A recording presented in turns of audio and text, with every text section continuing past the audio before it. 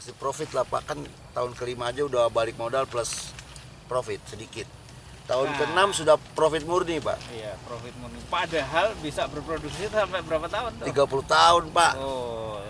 Ini long investment. Iya, duduk manis sambil zikir kita bisa urunan buat bangun masjid. Ini Pak ya, apa bahan pertanian ya, kita harus menyadari zakatnya nilainya tinggi Pak ya. Oh ya nggak masalah dengan itu ke Pak. cover Pak. Iya. Jadi kita maju nih umat nih. High value, Nah. high zakat. Iya, Mantap. jadi maju gitu kan. Siap. Gitu. Nah ini kayak gini nih alpukat treat ini. Keras.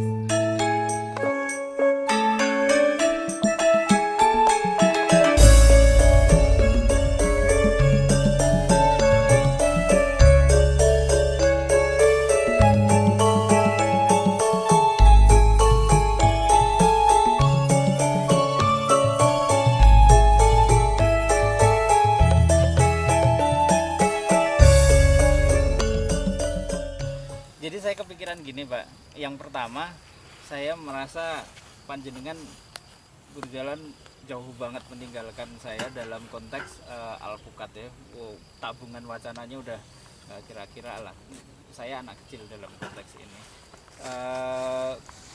Yang saya pikirkan Mbak, bahwa kita bisa berkolaborasi untuk membuat industri ini bisa berkembang ya. Maksudnya kan gini, justru bukan semakin banyaknya petani itu jadi saingan kan Mbak, Ya. tapi ketika dia ada itu masyarakat jadi gemar alpukat, teredukasi makan alpukat dan segala macam. Jadi kita justru menghidupkan, Ya. tidak khawatir menjadikan para petani ini saingan, tapi ketika berkembang bersama kualitas menjadi makin bagus, yang ala-ala backyard kemudian semakin minggir dan semakin tertata dengan pekebun-pekebun yang serius, ini akan semakin baik bagi iklim usaha alpukat ini. Iya.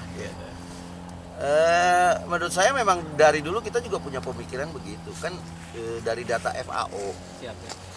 kita ini penghasil alpukat nomor besar 5 nomor besar di dunia, Oke. bukan di Asia Tenggara tapi dunia. Siap. FAO datanya. Iya. Dan beberapa data lagi dari lembaga yang memang kredibel lah mengeluarkan data itu, dia main di 6%. Di 6. Kita peringkat ke-6, Oke. tapi FAO ngeluarin di 5. peringkat ke-5. Siap. Artinya kita ini punya potensi yang sangat luar biasa di bidang alpukat. Kita kan ngobrolnya alpukat.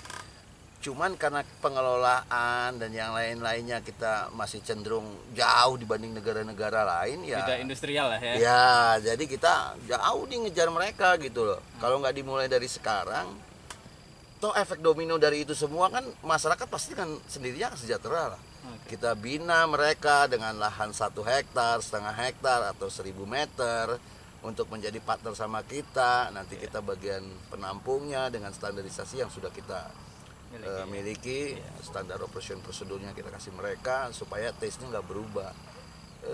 Begini di Meksiko juga dilakukan dengan pekebun-pekebun yang ya cuman 1 hektar, 1000 meter ya.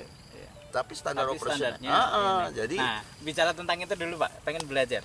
Apa yang menurut jenengan sudah bisa dikatakan sebagai industrial? Karena saya pernah belusukan ini ke beberapa pekebun alpukat gitu.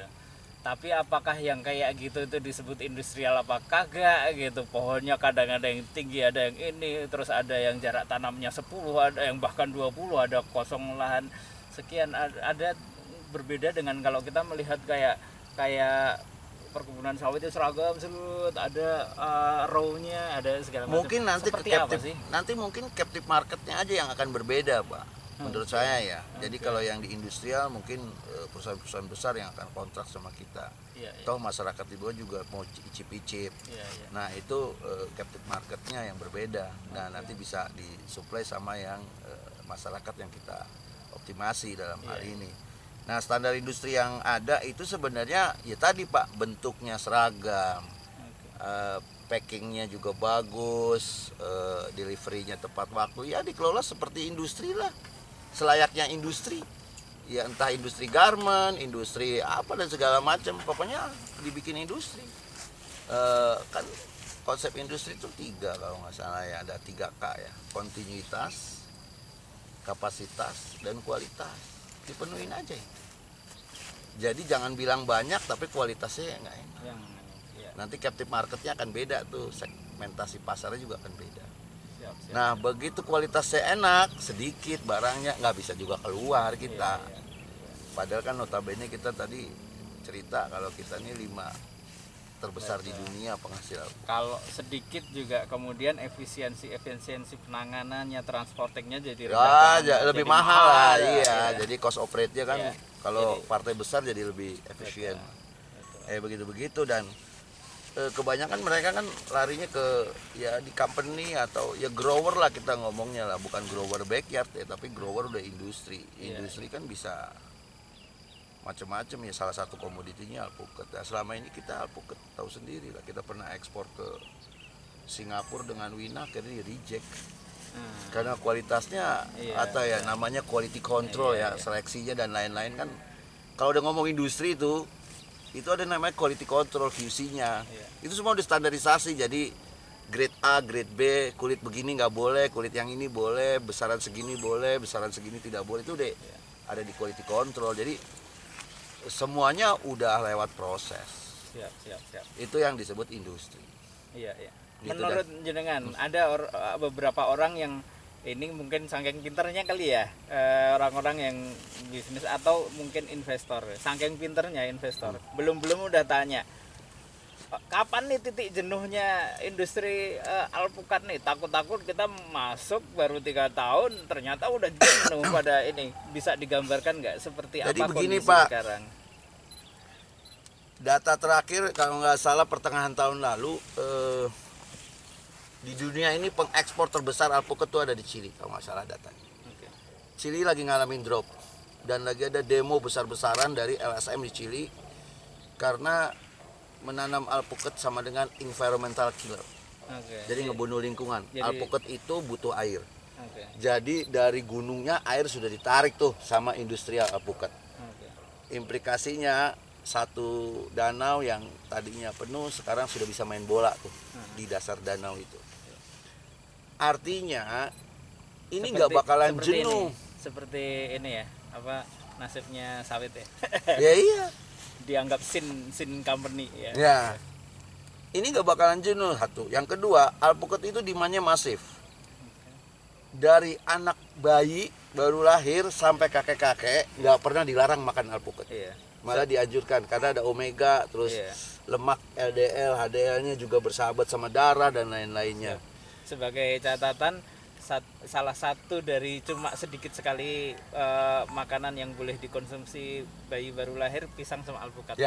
Lainnya catatan. Nggak mungkin durian kan, Pak? Nggak mungkin jambu kristal juga yang saya tanam nih. Makanya saya udah mulai west di jambu kristal. Siap. Oke. Wanita cantik, Pak, kulitnya mau bagus, kulitnya nggak mungkin dianjurin makan durian, Pak. Pasti makannya alpukat. Salah satunya. Kalau Bapak tahu komunitas keto yang menghindari karbon, cuma satu buah yang diizinkan dikonsumsi. Bukan durian, bukan nangka, bukan semangka. Yang diizinkan cuma alpukat. Itu. Glukoma juga harus konsumsi alpukat tiap hari yang mata besar. Jadi demand ini masif. Saya udah riset beberapa tahun lalu karena masifnya demand. Inilah yang membuat saya tertarik untuk ngembangin alpukat. Gitu. Dulu tahun 4-5 tahun yang lalu saya bawa alpukat dari Lembang. Waktu itu saya ngambil sayuran organik dari Lembang. Saya ditawarin alpukat 1/2 ton. 3 hari habis. Istri saya jualnya lewat broadcast. Ya, tapi saya bawa jambu kristal. Nih, komoditi saya sendiri. 100 kilo saya bawa, cuman 10 kilo yang habis dalam waktu 1 minggu. Alpukat 1/2 ton 3 hari. Artinya kan luar biasa. Jujur aja saya bawanya 5.000, Pak. Belinya dari sana 5.000. Saya jual 10.000. Yang beli sama saya jual lagi 25.000 dan dia repeat order ke saya. Jadi kepada calon investor ya, jangan pernah ragu tentang kapasitas market ya. Gitu. Jauh dari titik jenuh ya, Pak. Jauh. Carrefour sekarang ini satu outlet butuh 3 ton, Pak. Per minggu. Satu outlet. Baru satu outlet dan hanya satu agensi yaitu Carrefour ya. Siap. kan bukan Carrefour aja Pak, ada Carrefour yang lain. Ada Range Market, ada dan kalau kita atau mereka kontrak dengan kebun komersial, grower, di mana alpukatnya seragam, itu kan akan ada added value nih. Ya, buat dia dari konsumen ke petaninya juga. Jadi itu akan tumbuh. Nah, sekarang alpukat yang bagus tuh import dari Australia. Dari New Zealand, dari California, itu khas. Kenapa dia milih khas? Ya kan kita udah cerita tadi. Kalau disimpan di temperatur 6 sampai 7 derajat dia bisa 6 minggu after harvest. Ketahanannya. Ya, tapi kalau alpukat lokal dinormalin, ditaruh aja cuma 6 sampai 10 hari harus dimakan. Kasihan pedagang. Kasihan pedagang. Biasanya buah-buah yang cepat matang dan kemudian life cycle-nya pendek gitu sering cepat dicaplok sama maklar ya, Pak. Terus akhirnya kendali harga bukan di petani tapi di maklar. Setuju sih. Di alpukat tidak terjadi. Kalau kita menanam yang kulit keras. Tipenya Guatemala dan Meksiko. Nah, kebanyakan di kita ini mayoritas tuh rasnya West India. Kulit tipis. Ya seperti Mickey, Peluang, Kendil, ya saya tanam itu semua itu kulit tipis. Dan serangan terhadap lalat buah lebih cukup tinggi dibanding alpukat kulit keras. Itu aja sih kelebihannya. Cuman ya alpukat kulit keras yang bagus tuh ditanamnya middle up. Di dataran menengah sampai tinggi. Ya, menengahnya minimum ya 400 ke atas lah. Itu 700 mdpl itu sudah optimum ya? Ya bagus. Enggak, yang belum, bagus belum. Ya seribuan, di atas 1000 optimum. Jadi buahnya bagus, terus serangan ininya relatif sedikit lah. Pertumbuhan pohonnya juga bagus. Menarik. Tapi kalau yang West India kecenderungannya menengah ke bawah. Bisa nggak ditanam di ketinggian? Bisa. Produktivitasnya yang turun ya? Rasanya jadi kurang maknyus Pak, karena kan exposure-nya. Exposure, intensitas matahari. Kalau di tinggi lebih ini ya? Lebih jarang, banyakkan kabut Pak. Banyakkan kabut. Siap. Jadi analisa cost secara general itu 5 tahun sudah balik. Secara general. Untuk at any scale ya? Di skala berapapun ya? 1 hektar. Oke, kita berbicara di satuan 1 hektar. Bisa dirinciin dikit Pak? Jadi gini Pak, analisa cost kita untuk sementara itu investasinya sekitar 600 juta lah per hektar di luar tanah. 600 juta itu sampai tahun ke-5. Sampai produksi. Ya, hampir maksimal. Mulai belajar berproduksi itu 3 tahun ya. 3 tahun. Tapi itu belum bisa dianggap produksi yang sesungguhnya ya. Iya betul. Di buah kedua udah mulai tuh. Di buah ketiga yang optimal. Itu menurut data yang saya analisa dari beberapa sumber literatur dari luar negeri sana, ya baik dari Australia, Peru, California, Alas Beste. Tadi Bapak bilang modal sekitar 600 jutaan per 1 hektarnya, dan itu pada usia produksi 5 tahun. 600 juta itu dengan catatan 400 pohon per hektar dengan jarak tanam 5 kali 5 ya. Oke, itu kalau tanaman keras sudah lumayan intensif ya Pak kerapatannya ya. Ya betul, karena target kita adalah kilogram per hektar, bukan kilogram per pohon. Begitu investasi balik, kita sudah menikmati, dan yang lain-lainnya kanopi sudah rapat, kita bisa clearing lah. Satu row di penjarangan. Iya, satu row yang kita targetin adalah kilogram per pohon, bukan kilogram per hektar. Jadi beda nih, beda target, beda pendekatan. Gitu. Siap, menarik. Tapi overall sih pasti profit lah Pak, kan tahun ke-5 aja udah balik modal plus profit sedikit. Tahun ke-6 sudah profit murni Pak. Iya, profit murni. Padahal bisa berproduksi sampai berapa tahun tuh? 30 tahun Pak. Ini long investment. Iya, duduk manis sambil zikir kita bisa urunan buat bangun masjid. Ini Pak ya, bahan pertanian ya, kita harus menyadari zakatnya nilainya tinggi Pak ya. Oh ya nggak masalah dengan itu ke cover Pak. Jadi kita maju nih umat nih. high value, Nah. high zakat. Iya, Mantap. jadi maju gitu kan. Siap. Gitu. Nah ini kayak gini nih alpukat red ini kulit keras lah di Nah, California. ini asli mana Pak? Guatemala. Guatemala, termasuk kulit keras. Iya. Kalau misalnya berbuah maksimal, usia berbuahnya 6 bulan atau 9 bulan atau berapa? Jadi gini, dari pertama kita tanam ya, standar di kita tuh biasanya 10 mili. Diameter batang bawah 10 mili. Iya. Tingginya kurang lebih 60 cm lah minimal. 80 cm is better. Siap. Ya. Itu tahun ketiga sudah mulai belajar kembang. Tahun ketiga akhir sudah mulai belajar kembang.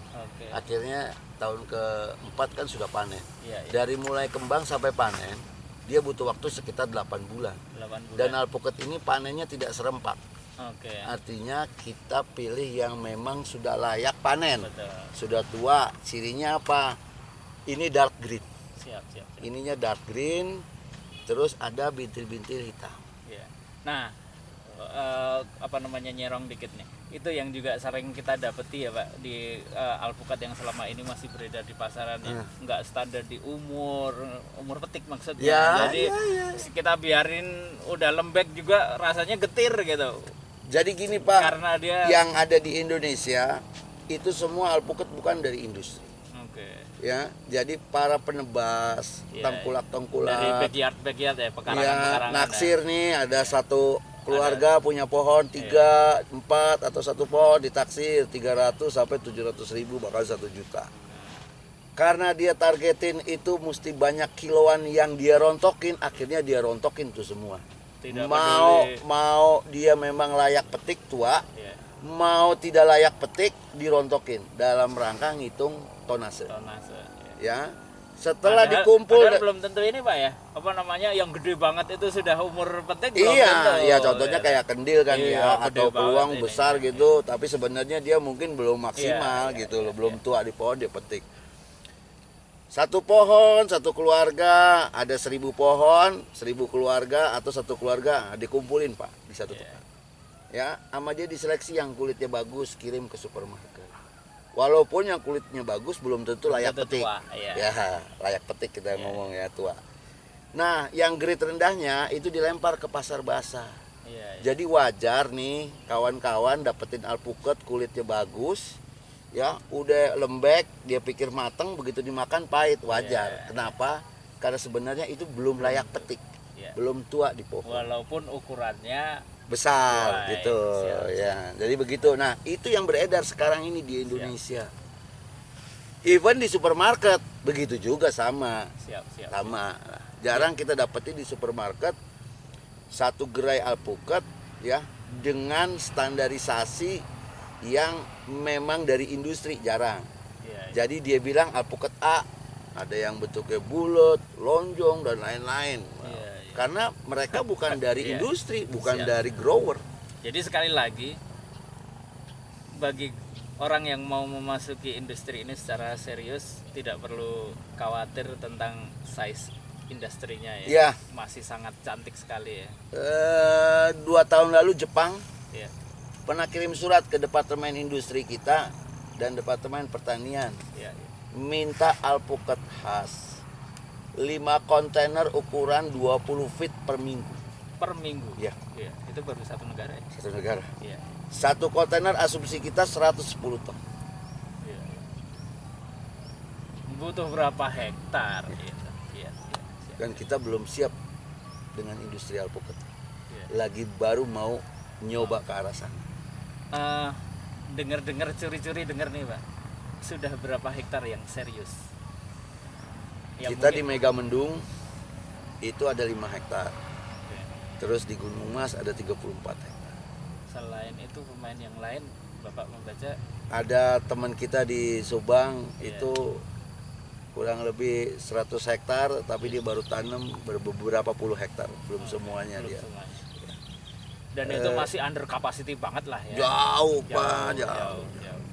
Untuk menghadirkan kualitas alpukat bukan alpukat backyard yang notabene kita nggak tahu. Soalnya beneran Pak, saya pernah ngobrol gitu sama seorang investor yang memang ininya passionnya bukan di agro gitu. Yang ditanya itu apa namanya, ini kapasitas market nampung ini masih seberapa, nanti jangan-jangan wah, ketakutannya ya wajar sih. Jadi begini ya karena mereka belum dikasih knowledge aja tentang alpukat ya. Jadi alpukat itu industrinya besar sekali. Iya. Ya. Jadi alpukat itu bisa kita bikin alpukat frozen. Iya. Ya. Di luar negeri, di Australia sudah ngimport alpukat dalam bentuk oil avocado yang harganya 1,5 juta per liter. Oke. Artinya alpukat 1,5 juta. 1,5 juta rupiah Okay. di Indonesia. Iya. Siap. Per liter harganya. Iya. Artinya minyak avocado itu adalah salah satu turunan dari bisnis avocado. Jadi jangan takut kebuang tuh alpukatnya. Iya. Siap. Ya, kalau memang jelek panennya karena nggak keurus, kumpulin aja. Iya, Nanti dia masih dibikin bisa industri. olahan. Nah, Iya. kita bikin industri olahannya alpukat. Tapi yang utama masih di fresh fruit ya. Iya, karena lebih gampang ngejualnya Pak dibanding olahan. Kalau olahan kan kita butuh industri lagi. Pabrik. Terus habis itu kita mesti nge-benchmark ya kan, mesti nge-branding nge-branding dan lain-lainnya, butuh effort lagi lah. Tapi kalau fresh fruit kan petik. Dan alpukat ini cukup inilah Pak menurut saya lah ya. Karena ini bisa sebanding dengan 20 hektar kopi.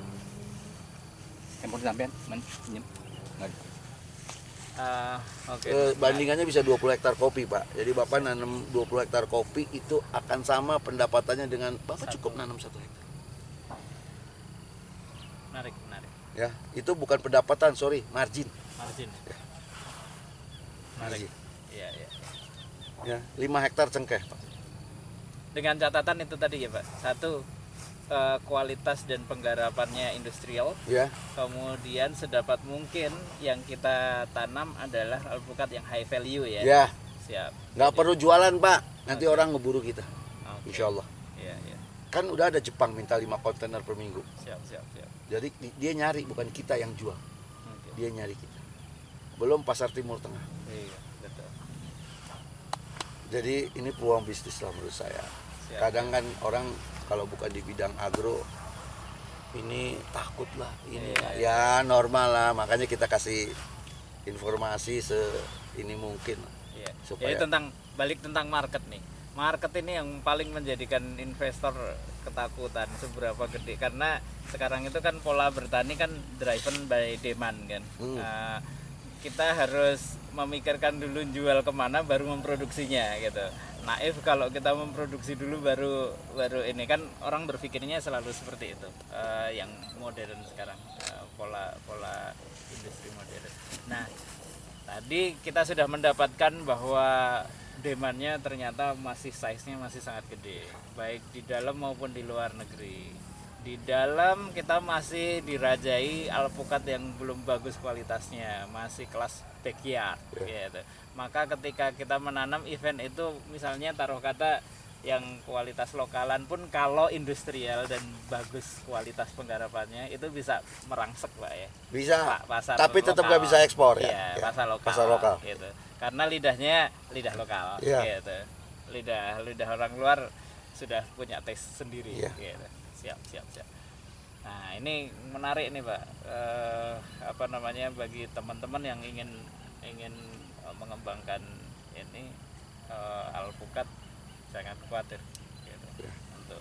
Untuk masuk. Ya, saya pikir wajar lah karena kurang informasinya mungkin ya. Siap. Kalau di drive informasinya mungkin ceritanya beda. Iya. Insya Allah beda. Apalagi kalau ada 1-2 nih grower yang udah berhasil. Biasalah orang Indonesia Pak, ngikut. Nggak mau jadi pelopor, takut kecemplung. Gitu. Itu normal lah, saya bilang itu normal. Siap.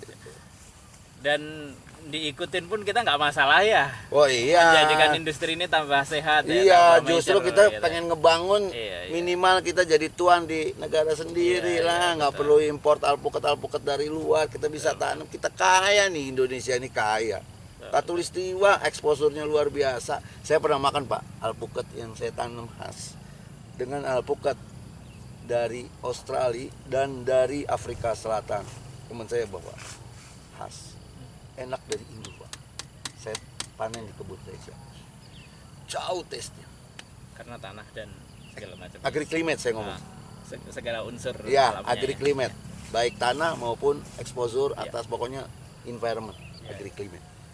Jauh Pak, lebih enak. Apalagi kalau kita sudah bisa menghasilkan industri yang kualitas dan standar internasional, kita akan jadi eksportir. Iya. Insya Allah, kita yakin Indonesia luar biasa. Mantap. Ya, Menarik. sayang kalau nggak dioptimasi lah. Iya, iya. Jadi sepengetahuan Bapak memang pekebun serius yang industrial masih belum banyak sama sekali, Pak. Belum. Ya bisa dihitung menjari Pak, 1-2 orang. Belum lebih dari Ya 1-2 orang, saya bilang bukan 10 jari, 1-2 orang. Dan itu pun yang benar-benar industri yang baru saya lihat ya di beberapa grup Facebook tuh 1 orang, 1-2 orang. Yang lain anak masih jauh-jauh lah, masih ini, dan paling 10 hektar, 20 hektar. Itu bukan industri. Iya, iya. Kalau yang industri ya ratusan hektar lah. Artinya tadi kualitas, kuantitas, kapasitas. Siap. Dibayangin Pak, Carrefour ada berapa di Jakarta? Kalau ada 10 outlet aja 3 ton kali 10 udah 30 ton. Iya. Belum ada apalah segala macam. Padahal harus continue. Iya, itu tadi continue kalau kualitasnya jelek kagak bisa jualan kan bubar juga. Iya. Terus dia minta banyak karena alpukatnya enak, di mana banyak kita dadam sedikit pusing juga. Iya. Jadi belum ada industri. Siap. Dan industri itu akan meliputi nanti industri kemas, industri kardusnya, segala macam tuh Pak. Jadi Ya, side efeknya akan ya atau efek domino dari industri alpukat ini luar biasa. by produknya banyak, ininya banyak. Dan ngelibatin tenaga kerja. Siap. Nah, saya ini Pak, sebenarnya tertarik. Basisnya adalah industri alpukat, gitu. Tapi kepemilikannya akan sangat bagus bila kita memiliki ini bersama-sama, masyarakat atau umat lah ya, gitu. Itu memilikinya secara bersama-sama. Misal nih, kita memiliki 100 hektar, gitu.